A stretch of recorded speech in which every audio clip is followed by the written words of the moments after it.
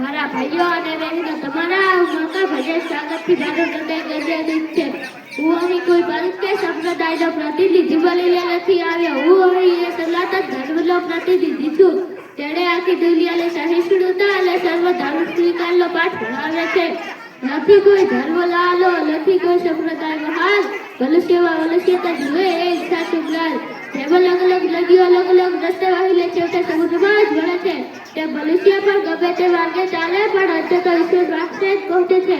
પણ અફસોસ આજે દુનિયામાં ધર્મના નામે કટરતા અને હિંસા વધી રહી છે.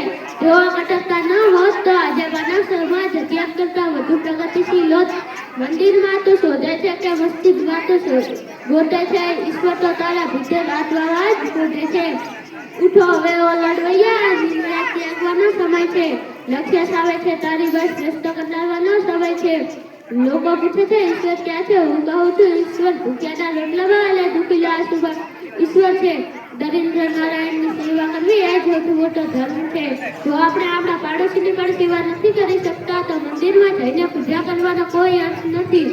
દિન દુખિયાના દિલમાં તો જરા સ્થાન શોધીજો, મળશે તને ઈશ્વર ત્યાં તો જરા માનવતા જો.